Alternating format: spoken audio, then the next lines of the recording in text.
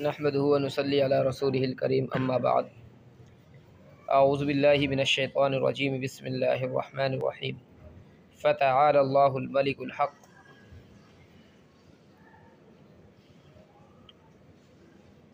बड़ी आली शान है अल्लाह की ज़ात, बड़ा बुलंद व बाला है अल्लाह तबारक व तआला अल मलिकुल हक़, जो बादशाह हक़ीक़ी है। वला ताजल बिल क़ुरआन मिन क़ब्ल अन युक़ज़ा इलैका वह्यु वक़ुल रब्बि ज़िदनी इल्मा। और आप कुरान करीम के सिलसिले में जल्दी ना करें इससे पहले कि आपकी जानिब वही मुकम्मल हो, और आप दुआ फरमाते रहें कि ए मेरे रब मेरे इल्म को बढ़ा दीजिए। इब्तिदाअन आका अलैहिस्सलातु वस्सलाम पर जब वही का नुज़ूल होता था तो नबी अलैहिस्सलातु वस्सलाम पर दोहरी मशक्क़त होती थी।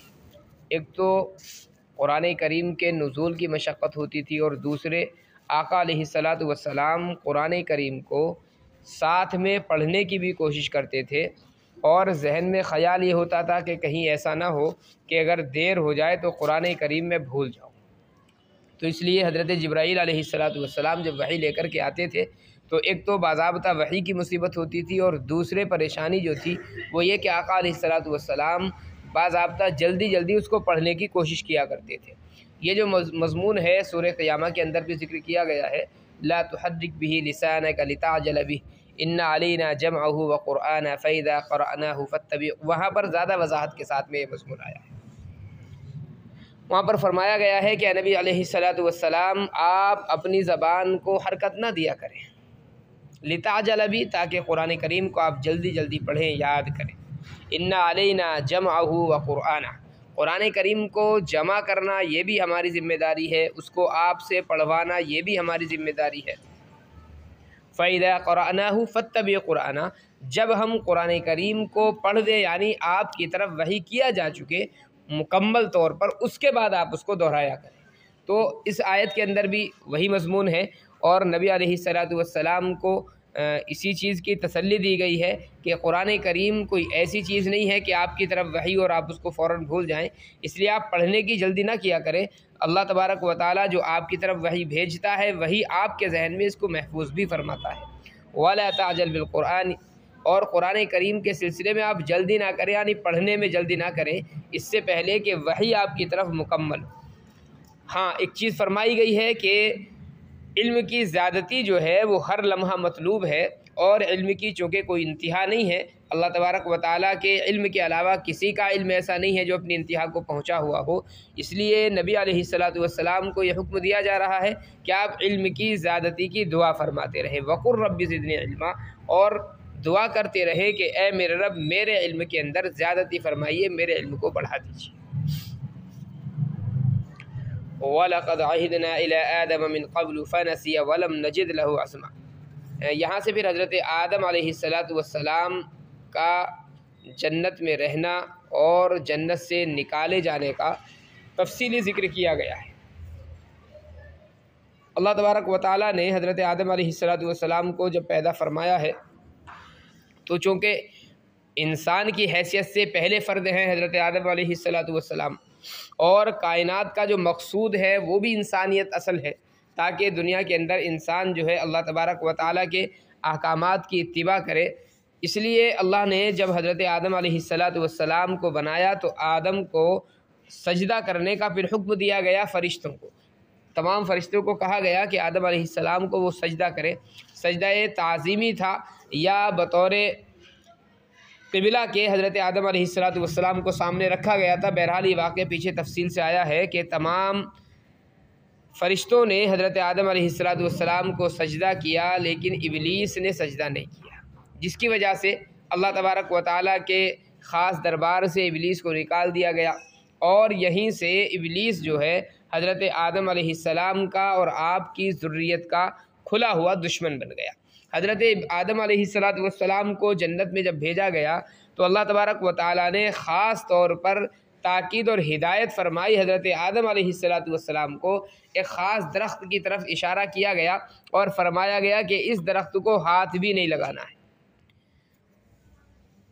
वो दरख्त किस चीज़ का था, मुख्तलिफ़ इसमें रिवायतें मिलती हैं, जिनमें से एक मशहूर रिवायत जो है वो गेहूँ की है कि गेहूँ का वो दरख्त था। बहरहाल हज़रत आदम अलैहिस्सलाम जन्नत में रहे और हज़रत आदम अलैहिस्सलाम को बखूबी इल्म था कि मुझे इस दरख्त के खाने से मना कर दिया गया है। अल्लाह तबारक व तआला ने शैतान को वो ताकत और क़ुव्वत दी है कि वो कहीं से भी बैठ करके इंसान को वरगलाना चाहे तो इंसान को बहका सकता है, वरगला सकता है। इसलिए हज़रत आदम अलैहिस्सलाम को शैतान ने बहकाना शुरू किया, वरगलाना शुरू किया। यहीं पर एक बात ये समझ लेनी चाहिए कि हज़रत आदम अलैहिस्सलाम अभी नबी नहीं है, अल्लाह ने बनाया है और जन्नत के अंदर भेज दिया गया है, लेकिन अभी नबुव्वत नहीं दी गई है। इसलिए किसी लग़ज़िश का सरज़द हो जाना ये कोई बईद नहीं है। और चूँकि अल्लाह तबारक व तआला ने इंसान के साथ ही निस्यान को और भूल को रखा है, इसलिए हज़रत आदम से भूल का हो जाना ये कोई ख़िलाफ़ वाक़िया चीज़ नहीं है और कोई ताज्जुब खेज़ चीज़ नहीं है। दूसरी बात यह कि अल्लाह तबारक व तआला ने चूँकि कायनात को बनाना था और उसका कोई ना कोई बहाना हज़रत आदम अलैहिस्सलाम के ज़रिए से अल्लाह को बनाना था, तो अल्लाह तबारक व तआला ने ये सारी चीज़ें चूँकि पहले से मुतय्यन फरमा दी थी, इसलिए इस पर यह एतराज़ नहीं होना चाहिए हज़रत आदम अलैहिस्सलाम को लेकर के कि हज़रत आदम अलैहिस्सलाम तो अल्लाह के नबी थे और ख़ास बंदे थे, फिर कैसे भूल हो गई। ज़ाहिर है भूल इसलिए हुई कि अल्लाह चाहता था। एक मुहाकमा है, मिशकात शरीफ के अंदर एक रिवायत है, हज़रत आदम अलैहिस्सलाम और हज़रत मूसा अलैहिस्सलाम, इन दोनों का आपस में मुहाकमा हुआ, आपस में गुफ्तगू हुई।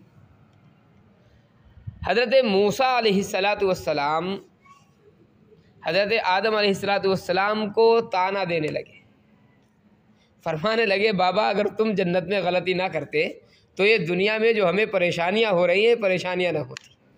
आप जन्नत में रहते तो आपकी जो सारी ज़ुर्रियत है, जो आपकी औलाद है, वो सब की सब जन्नत में होती, हम भी जन्नत में होते, तो इसलिए हमें किसी तरह की कोई परेशानी ना होती। आपने एक गलती करके पूरी कायनात को परेशानी में डाल दिया है। ये बाज़ाब्ता हदीस में मुहाकमा मज़कूर है, इन दोनों हज़रात का मुहादिसा है।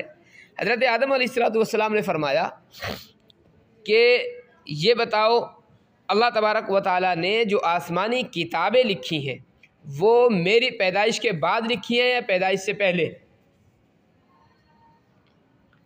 हज़रत मूसा अलैहिस्सलाम ने फरमाया 40 साल पहले या 40,000 साल पहले। हज़रत आदम अलैहिस्सलाम की पैदाइश से पहले ये चीज़ें लिखी हुई। हज़रत मूसा अलैहिस्सलाम को हज़रत आदम ने फरमाया क्या तुमने मेरे मुतालिक आयत नहीं पढ़ी तौरात के अंदर? अल्लाह ने तौरात के अंदर भी ये बात फरमा दी है कि हमने आदम अलैहिस्सलाम को वसीयत की थी कि इस दरख्त को ना छूना, लेकिन फिर भी उन्होंने खा लिया। हज़रत आदम ने फरमाया अल्लाह के बंदे मेरा तो वजूद भी नहीं था, तब अल्लाह ये फरमा रहा है कि आदम से गलती हो गई। तो अल्लाह ने मेरी पैदाइश से पहले ही जिस गलती को लिख दिया था तो मुझसे तो वो गलती होनी ही थी। तो बहरहाल ये इसलिए हज़रत आदम अलैहिस्सलाम को लेकर के एतराज़ नहीं करना चाहिए कि आदम से गलती कैसे हुई। अल्लाह तबारक व तआला को कायनात को बनाना था और एक ज़रिया था हज़रत आदम अलैहिस्सलाम, इसलिए बहरहाल जो कुछ अल्लाह ने लिखा उसी के मुताबिक वो हुआ है, उसी का तज़किरा यहाँ पर किया गया। वलक़द आहिदना इला आदम मिन क़ब्ल, हमने आदम अलैहिस्सलाम को वसीयत की थी, हम उनको हुक्म दे चुके थे इससे पहले, फ़नसिया लेकिन वो भूल गए। वलम नजिद लहु अज़मा, और हमने उनके मामले में पुख्तगी नहीं पाई, उनको साबित कदम नहीं पाया। शैतान ने बहकाया कैसे? मुख्तलिफ मुफस्सिरीन ने रिवायतें लिखी हैं और इसराइली रिवायात भी इसके अंदर बहुत ज़्यादा है। कुछ ने कहा है कि हज़रत हव्वा को उसने बहका दिया था और हज़रत हव्वा ने हज़रत आदम अलैहिस्सलाम को बहकाया और उसके चक्कर में आकर के हज़रत आदम अलैहिस्सलाम ने वो दरख्त का जो फल था वो खा लिया। लोगों ने लिखा है कि सांप की शक्ल में जो इब्लीस था वो जन्नत के अंदर दाखिल हुआ और फिर वहाँ से वो इंसान की शक्ल में आया और हज़रत हव्वा के पास गया, हज़रत आदम अलैहिस्सलाम के पास गया, इस तरीके से उसने बहकाया। लेकिन सही बात यह है कि अल्लाह तबारक व तआला ने इब्लीस को ये कुदरत दी है, वो कहीं से भी बैठ करके किसी के दिल के अंदर भी वसवसा पैदा कर सकता है। हज़रत आदम अलैहिस्सलाम के दिल में उसने वसवसा पैदा किया, और वसवसा क्या पैदा किया? एक रिवायत मिलती है, मुफस्सिरीन ने लिखा है कि हज़रत हव्वा की हज़रत आदम अलैहिस्सलाम से गुफ्तगू हुई और बाज़ाब्ता ये तज़किरा किया गया कि इस दरख्त को खाने से मना किया गया है।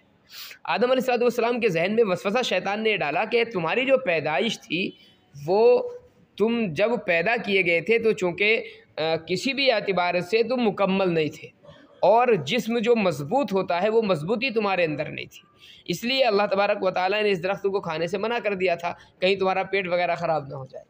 अब चूँकि मजबूती आ चुकी है, जन्नत में रह रहे हो, जन्नत की आबो हवा तुम्हें रास आ चुकी है, इसलिए अब इस दरख्त को खाने से कोई हरज नहीं है, लिहाजा इस दरख्त को खा लिया जाए। ये ऐसा ही है जैसा कि डॉक्टर इब्तिदाई मर्ज़ के अंदर किसी चीज़ से मना कर दे कि ये चीज़ नहीं खानी, और कुछ दिनों के बाद में मरीज़ ये महसूस करता है कि फ़ला मर्ज़ की वजह से मुझे मना किया गया था, अब तो ये मर्ज़ बाकी नहीं रहा, लिहाजा अब इस चीज़ को खाने में कोई हरज नहीं है, और डॉक्टर की बग़ैर इजाज़त के वो उस चीज़ को खाना शुरू कर देता है। तो हज़रत आदम अलैहिस्सलाम के दिल के अंदर ये वसवसा आया कि इब्तिदाअन मना किया गया था, मेरा जो जिस्म था वो इस लायक नहीं था कि इन चीज़ों को कबूल कर सके। अब जन्नत की आबो हवा चूँकि मुस्तकिल तौर पर मिल रही है, इसलिए अब इसके खाने में कोई हरज नहीं है। बहरहाल हज़रत आदम अलैहिस्सलाम से गलती हुई और जिसके नतीजे में फिर अल्लाह तबारक व तआला ने हज़रत आदम को और हज़रत हव्वा को ज़मीन के अंदर भेजा है। इसका तज़किरा बाद में आ रहा है। वइज़ क़ुलना लिलमलाइकति इसजुदू लिआदम फसजदू इल्ला इब्लीस अबा, और याद करें उस वक्त को जब कि हमने फ़रिश्तों से कहा कि तुम सजदा करो आदम को, फसजदू तमाम फ़रिश्तों ने सजदा किया सिवाय इब्लीस के, उसने इनकार कर दिया। इसकी तफसीर गुजर चुकी है पीछे। फ़क़ुलना या आदम इन्न हाज़ा अदुव्वुन लका व लिज़ौजिक, हमने कहा है आदम ये तुम्हारा और तुम्हारी बीवी का दुश्मन है। फ़ला युख़रिजन्नकुमा मिनल जन्नति फ़तशक़ा, ये तुम्हें जन्नत से ना निकलवा दे, फ़तशक़ा फिर तुम परेशान हो जाओ, तकलीफ़ में मुब्तला हो जाओ। तकलीफ़ किस चीज़ की है अल्लाह ने उसका तज़किरा फरमाया, इन्ना लका अल्ला तजुआ फ़ीहा वला तअरा, बेशक तुम्हारे लिए जन्नत के अंदर ला तजुआ फ़ीहा, भूख नहीं है।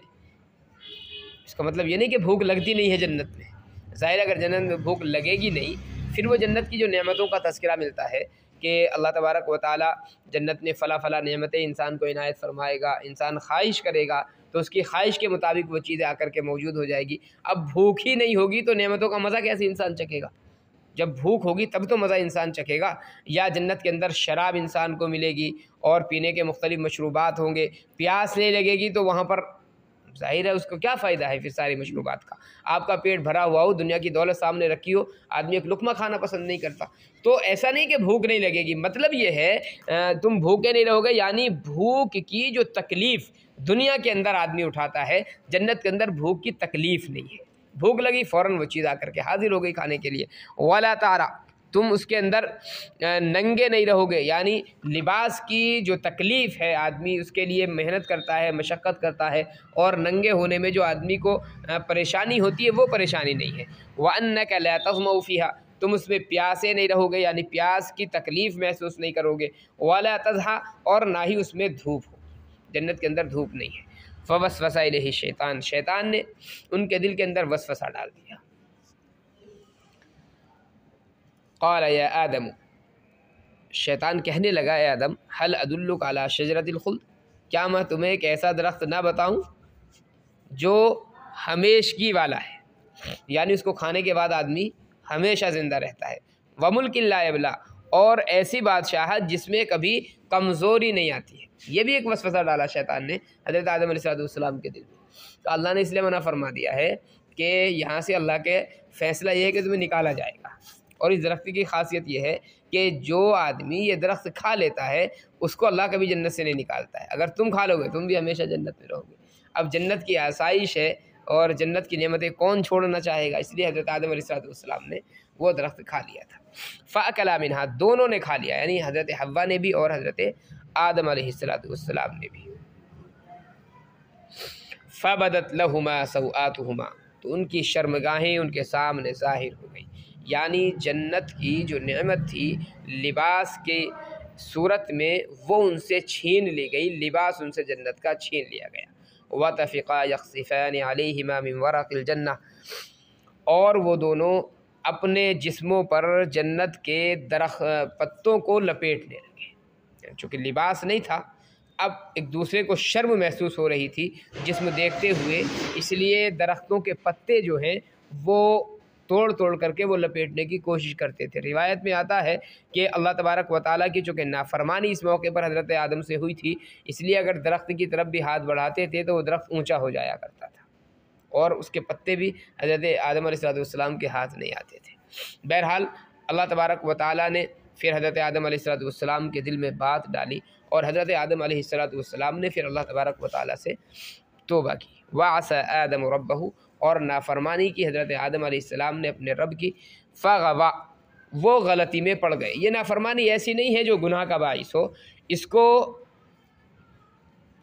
उलमा की ज़बान में इज्तिहादी गलती कहा जाता है और इज्तिहादी गलती पर पकड़ नहीं होती। एक गलती वो होती है जो आदमी जानबूझ करके नाफरमानी के इरादे से ही करता है, उस पर पकड़ है। एक गलती वो है जो इज्तिहाद की गलती होती है, आदमी के जहन में कुछ और चल रहा होता है और फिर गलती कर जाता है, तो उस पर जो है इंसान की कोई पकड़ नहीं है। मिसाल के तौर पर आपके सामने कोई नई चीज़ आई, आपको उसका हुक्म मालूम नहीं कि ये चीज़ हराम है या हलाल है, आपने उसी के जैसी कोई दूसरी चीज़ देखी और आपको ये मालूम है कि ये दूसरी चीज़ जो है ये हलाल है मेरे लिए। अब आपने सोचा जब ये भी उस जैसी है, ये मेरे लिए हलाल है, तो ये दूसरी चीज़ भी हलाल होगी। हालांकि हकीकतन वो हलाल नहीं थी, हराम थी, लेकिन आपने ये सोचा कि जब ये चीज़ हलाल है, ये दूसरी भी उसी जैसी है, ये भी हलाल होगी। अब आपने वो हलाल समझ करके खा ली, अगरचे वो हराम थी, लेकिन गुनहगार आप नहीं है। इसलिए कि जो गलती आपसे हुई है जानबूझ करके नहीं हुई है, इसको कहते हैं इज्तिहादी गलती और इस पर कोई सज़ा नहीं होती है। सुम्मा इज्तबाहु रब्बुहु फताब अलैहि वहदा, फिर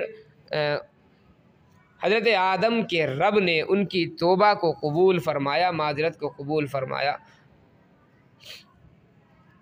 फताब अलैहि, अल्लाह ने तौबा को कबूल किया। सुम्मा इज्तबाहु रब्बुहु, फिर उनके रब ने उनको मुंतखब किया और उनकी तौबा को कबूल फरमाया। वहदा, और सीधी राह की रहनुमाई फरमाई। यहाँ पर जो है हज़रत आदम अलैहिस्सलाम का गुनाह या गलती जो भी थी वो ख़त्म। अब हज़रत आदम अलैहिस्सलाम को दुनिया में जो भेजा गया वो सज़ा नहीं है, ये बात जहन में रखनी चाहिए। और अक्सर लोगों के जहन में बात आती है कि हज़रत आदम अलैहिस्सलाम को दुनिया में अल्लाह ने जो भेजा है वो सज़ा के तौर पर भेजा, सज़ा के तौर पर नहीं भेजा है। इसलिए कि अल्लाह का हज़रत आदम को, हज़रत हव्वा को ज़मीन पर भेजना इसका तज़किरा बाद में है, और अल्लाह ने पहले क्या फरमाया, सुम्मा इज्तबाहु रब्बुहु, उनके रब ने उनको मुंतखब किया। फताब अलैहि, तौबा को कबूल फरमाया। वहदा, सीधी राह दिखलाई। और तौबा को कबूल कर लिया तो जाहिर है अब सज़ा देने का कोई मतलब नहीं। हाँ, अल्लाह तबारक व तआला ने अब दुनिया में जो भेजा है हज़रत आदम अलैहिस्सलाम को, वो आजमाइश के लिए भेजा है। यानी सज़ा तो आपकी ख़त्म हो गई वहाँ पर, बस तौबा कर ली, सज़ा वो ख़त्म हो गई जो भी लगदिश उनसे हुई थी। दुनिया में भेजा जाना ये सज़ा के तौर पर नहीं था, अब ये तो अल्लाह तबारक व तआला का एक फ़ैसला था अज़ल से कि कायनात को मुझे चलाना है, तो इस वजह से हज़रत आदम अलैहिस्सलाम को आजमाइश के तौर पर दुनिया में भेजा गया है। क़ाल अहबिता मिन्हा जमीअन बाज़ुकुम लिबाज़िन अदु, अल्लाह ने फरमाया कि उतर जाओ दोनों, और तुम में से बाज़ के दुश्मन रहेंगे। यहाँ पर दोनों से मुराद या तो हज़रत आदम अलैहिस्सलाम और इब्लीस है, ये भी हो सकता है, और अल्लाह ने फरमा दिया कि दुनिया में भी तुम जाओगे तो एक दूसरे की दुश्मनी रहेगी, यानी इब्लीस मुसलसल तुम्हारा दुश्मन रहेगा, ये भी मुराद हो सकता है। या ये भी मतलब हो सकता है कि अल्लाह तबारक व तआला ने जो फरमाया कि दोनों उतर जाओ, इसमें हज़रत हव्वा और हज़रत आदम अलैहिस्सलाम ही हों। और अगर ये हम मुराद लेते हैं तो फिर भी ज़ाहिर है अब मकसद ये होगा कि तुम में से बाज़ के दुश्मन होंगे, यानी तुम्हारी औलादों में ये जो सिलसिला है दुश्मनी का, ये चलता रहेगा, एक दूसरे की दुश्मनी चलती रहेगी। फ़इम्मा यातियन्नकुम मिन्नी हुदा, फिर तुम में से जो आदमी मेरी तरफ आएगा हिदायत लेकर के। ये असल मकसूद था अल्लाह तबारक व तआला का दुनिया में हज़रत आदम को उतारने का। तौबा कबूल फरमाने के बाद जो भेजा वो औलाद आदम की आजमाइश थी असल, कि औलाद आदम दुनिया में जा कर के करती क्या है। फ़इम्मा यातियन्नकुम मिन्नी हुदा, तुम में से जो भी मेरे पास हिदायत लेकर के आएगा, फ़मन इत्तबअ हुदाया फ़ला यज़िल्लु वला यशक़ा, तो जो भी मेरी दी हुई हिदायत का इत्तिबा करेगा, फ़ला यज़िल्लु, वो गुमराह नहीं होगा, वला यशक़ा, और वो तकलीफ़ में भी मुब्तला नहीं होगा। अल्लाह तबारक व तआला अमल की तौफ़ीक़ इनायत फरमाए। सुब्हानल्लाहि व बिहम्दिही, सुब्हानकल्लाहुम्मा व बिहम्दिक।